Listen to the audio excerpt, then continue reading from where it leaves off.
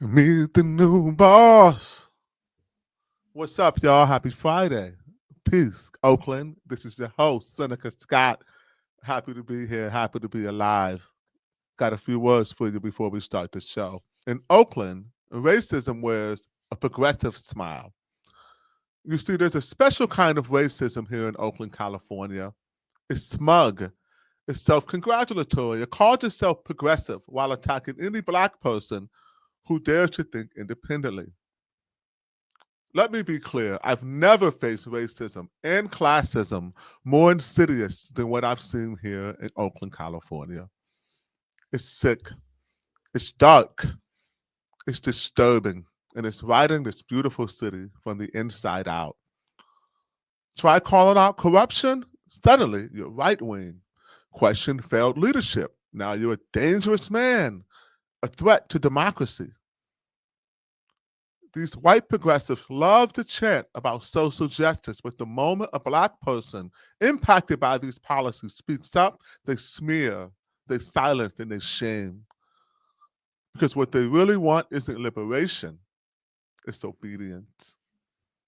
And no, they don't act alone. They lean hard on a loyal crew of bootlickers and sellouts, black faces in high places who defend the very system that are destroying our community. When did revolutionaries work for the state? They shield like little crooks for Sheng Tao. They gaslit the people, and then they vanished when her damage was done, acting like it never happened. We didn't forget. Well, some of us did because we let them get away with it. This isn't solidarity. This is plantation politics rebooted, where the overseers wear nonprofit badges and they call themselves comrades. But let's be real. The only real crime in Oakland, the only real crime is telling the truth about who's in charge. These so-called progressives, they don't care how many black or brown businesses fail. They don't hear our panic screams.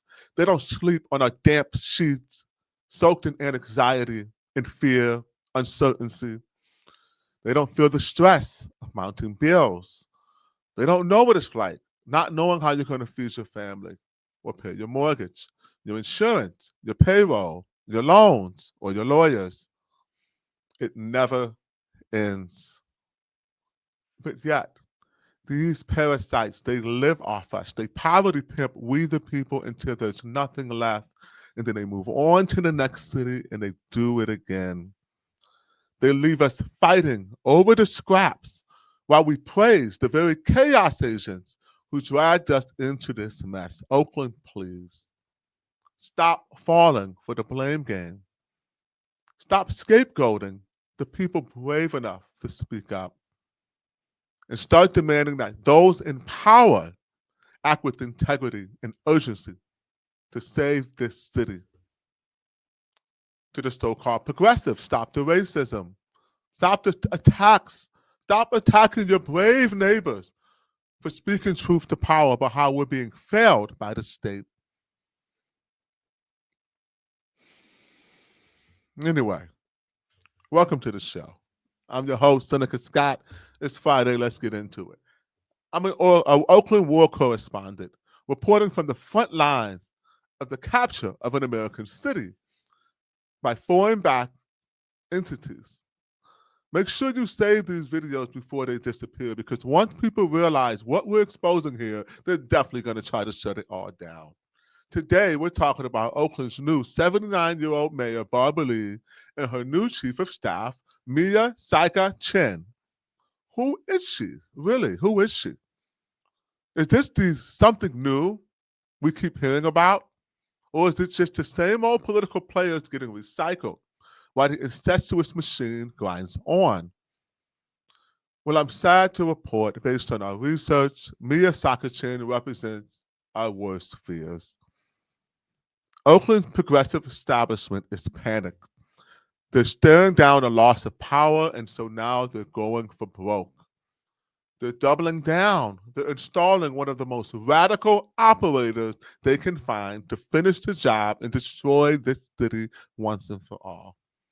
I wish I was wrong, but I cannot ignore what I see. George Soros, Open Society Foundation, the Chinese Progressive Association, Resilient Strategies, the Ties Foundation, the Sierra Club. Why are all these nonprofits here, right here in Oakland? Why are they conducting failed social experiments on us, getting rich while we suffer and Oakland collapses? And why did Barbara Lee just hire another one of their top operators? Why not bring in someone, anyone not tethered to the progressive public sector labor union NGO cabal? Someone normal. Seriously, what are we doing? This is Nikki Bass, former chief of staff. This is a joke. But anyway, if you're new here, thank you for stopping by. I hope you enjoy the show. Please like, comment, and subscribe. You don't want to miss an episode, especially if you really want to know what's going on in Oakland. We post 3 times a week, sometimes a little more, and we cover what the local dog walk media want there. Anyway, let's take a deeper look at Oakland's new chief of staff. And like I've said before, meet the new boss, same as the old boss. So let's get into it. Barbara Lee posted on May 8th. Mayor-elect Barbara Lee names Miya Siaka Chen as chief of staff. Alarm bells. Woo-hoo-hoo. Mayor-elect Barbara Lee has elected her first official appointment. Miya Siaka Chen will serve as chief of staff in the new administration. Miya is a lifelong Oaklander, attorney, and public servant. With over 20 years of experience in local, state, and federal government, she's formerly served as the chief of staff to the president of the Oakland City Council. Notice they left her name off of there. Really interesting, huh? They left old Nikki off of there. Where she led efforts to dramatically expand public safety prevention programs like ceasefire, increase affordable housing, support and retain small businesses. I don't know how. Author a local funding measure, granting 124 annually in core services, whatever that is. Establish a $13 million municipal fund for community land trusts, and affordable housing. First of all, she had nothing to do with ceasefire. That is a complete and total lie. Total lie. Ask O.C. Joyner. O.C. is, everyone knows O.C. Joyner is the man to talk to. He is the number one authority on ceasefire. Talk to former OPD Chief Lamont Armstrong. He will also confirm that Miya had nothing to do with ceasefire. But anyway, Barbara Lee says Miya understands how to work across city departments to get things done, says Mayor-elect Lee. She brings a strategic, inclusive skill set and deep relations across Oakland's neighborhoods, nonprofits,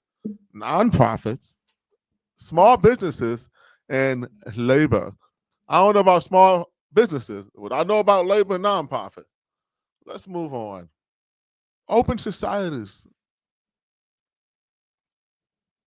I'm gonna let it sink in for a minute. You know who Open Societies is, right? Well, if you don't know who Open Societies is, let me explain it to you.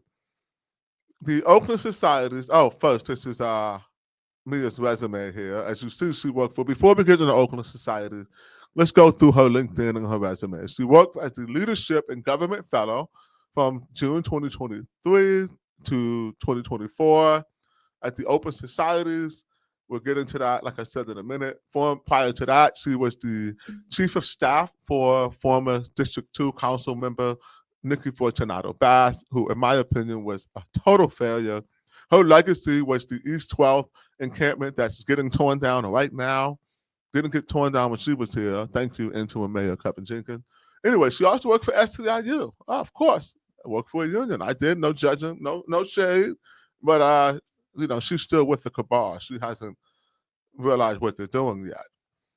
Let's talk about that. Open societies. They're founded by George Soros and are the world's largest private funder of independent groups working for rights, equity, and justice. They love these performative terms. Somehow, rights, equity, and justice are supposed to make us forget that George Soros is worth $7.2 billion in 2025. $7.2 billion. I thought billionaire-backed organizations were by default bad and problematic. But somehow, when the progressives are backed by the largest spenders, and their backers worth $7.2 billion, it's all good. No problem. I don't see any of that. Rules for thee, not for me. Progressive hypocrisy, a tale as old as time. For some reason, we let it continue. Let's talk about the Leadership in Government Fellowship. Open Societies US will award individuals grants to former senior level government officials and staff who played a significant role in advancing social change. Sounds to me like they're trying to get their tendrils into local government. Remember, this is how they capture your cities. In 2023, Miya Siaka Chen will build the capacity of community organizations to develop a pipeline of legislative staff. I highlighted that for emphasis. Develop a pipeline of legislative staff serving the interests of open societies and what they consider rights, equity, and justice, not taxpayers, not what we want. We don't have a seat at the table. We don't have $7.2 billion. And civil servants to work toward policy and budgetary solutions that address the root cause of poverty. When I hear the root cause of something, what I hear is I'm never going to do anything about it. The root cause of sin is man. We're failed people. We know right now why children are not performing well in literacy and math. We're not teaching it to them. We're teaching them imaginary equity or whatever the heck that we're doing now. We're not teaching them phonics or algebra. We're not teaching them what we know actually led to excellence, things that I studied in the 90s and 80s before I graduated from high school in 1997. I don't know, I did just fine in Cleveland inner city public schools. Was able to go from Cleveland, Ohio, inner city public schools, right to Cornell University, and again, did just fine. Next slide. Why is the Chinese Progressive Association getting money from Open Societies Foundation? Now remember, Open Societies is George Soros' nonprofit. They're giving millions of dollars to the Chinese Progressive Association. Now remember, resilient strategies, and I wanted to bring this up so you understand exactly. They're telling you what they do. In our ecosystem, we're talking about a political ecosystem. We know that 501c3s are not the entire movement. A multi-entity approach to infrastructure building allows us to ask questions, experiment, and pivot accordingly when it comes to leveraging different entities to support movements. If you can't decipher through that academic talk, let me kind of do it for you. We need dark money to do asymmetrical politics, to do things that we're not willing to put our name on, like run dozens of fake accounts or smear people or have 501c3s that don't actually have their own 990s because they're fiscally sponsored by people like the Chinese Progressive Association. And then therefore we can't hold them accountable somehow for obviously doing politics when they're supposed to be a 501c3. But let's remember, I'm going to connect these dots for you today because it's more than just about Miya. It's about what we've been telling you here in Gotham, Oakland for a while now. It's playing out, right? They're playing in our faces. Chinese Progressive Association getting money from open societies. Next slide. Remember this ecosystem. All in 1042 Grant Avenue, as we've covered in our previous episode about Oakland Rising and the Chinese Progressive Association. So at this office in San Francisco, we have the Chinese Progressive Association. We have resilient strategies. We have the Center for Empowered Politics. We're not going to cover the bottom level today in Oakland Rising. We're going to cover this top level. Oakland Open Societies gives money to CPA. Okay, let's talk about some funding. Chinese Progressive Association. These are past awards received. This is all recent stuff. I'm only showing you the new stuff. They've been doing this stuff for the better part of the last decade, but I'm only showing you the recent stuff because they've been ramping up their operations because they're very worried that our movement, our true populist uprising for the working class and the Black and brown community in Deep East Oakland is going to out them and finally expose them for the bad people, the bad actors that they are. Center for Empowered Politics giving money to Chinese Progressive Association, Black to the Future grant. The Chinese people know about that black stuff. They love using black people as tokens. Wonder where you've heard that before. Open Society Action Fund.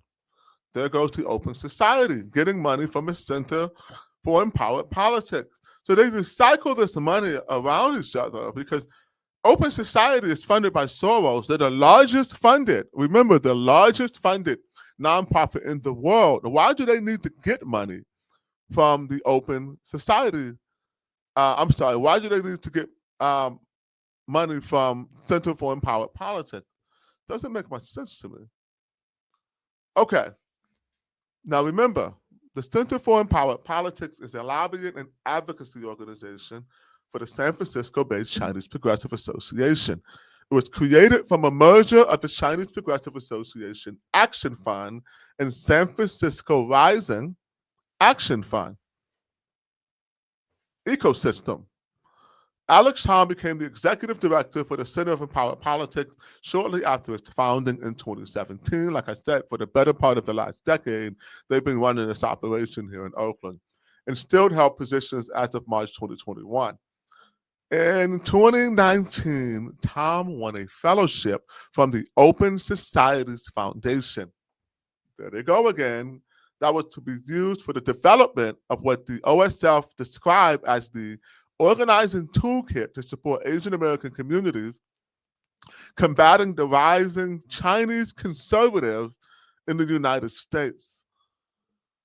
So they didn't like the fact that Chinese people who fled communist China were actually educating Americans here that, hey, we've seen these things before, this is how they operate. And so they got on the offensive. That's what I'm seeing here. That's just me. The Chinese Progressive Association is a left-wing community organizing group focused on Chinese American communities. What's all the Black in the Future stuff and all the Black people stuff, huh? That grew out of the radical left and pro-People's Republic of China cadres. CPA has faced accusations of aligning with the People's Republic of China government and has received favorable coverage from a Chinese Communist Party affiliated news outlet, the China Daily. So we have open societies.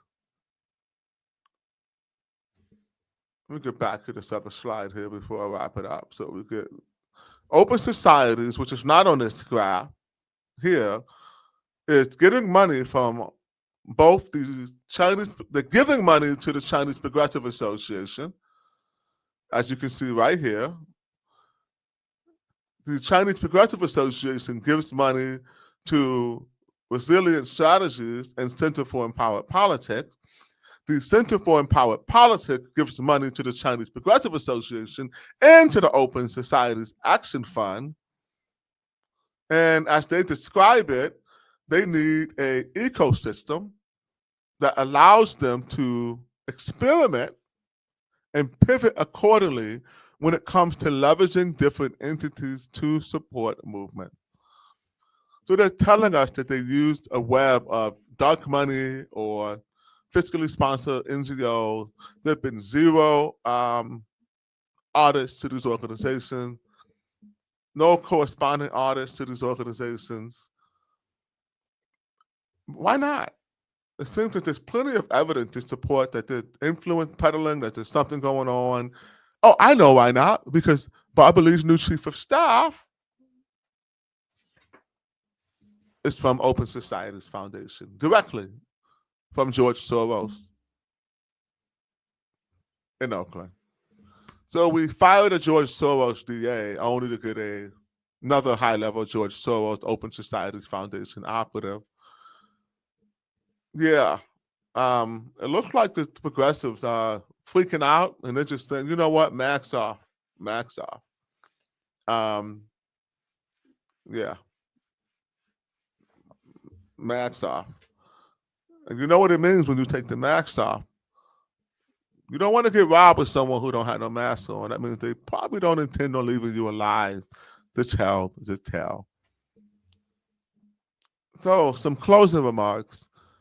Don't look good for Barbara Lee's new administration.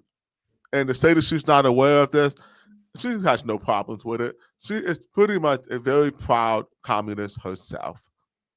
She's a comrade. Look, if you want to have a revolution in the United States of America, if you don't believe that this country is on the right track and you want to change things, you have every right to do so. You're a free person. But when you want to use the government and my taxpayer dollars while not upholding the social contract to teach our children, make sure our elders are taken care of, make sure that our roads are repaired, make sure that you're using our revenue responsibly, making sure that there's a transparent government that's showing that they have the integrity of leadership, then no, you're the state. You are terrorists. Oakland, wake up. If you're listening to this, like, you're going to look back on this moment in history. You're going to be like, you know what? I should have said something. Because you don't know you're making history when you're making it. You don't know you're making history when you're making it. What you do is you show the courage to do the right thing in the moment and stand for something. Because if you don't stand for something, you'll fall for anything. Peace, Oakland. I love you. I really hope you take these words to heart. Watch this episode. Share it with your friends. Love my balloons. It's Friday. I'm gonna go have me some fun after I edit this episode and watch the NBA basketball. It's been one really good playoff though. Anyway, share this around. Let people know who's in Oakland City Hall. It's people who are backed by billionaires. I thought we didn't like the billionaires, but I guess we do. Anyway, peace. Yo, I swear it's only up from here. Yo, I swear it's only up from here. Yo, I swear it's only up from here. Yo, I swear it's only up from here.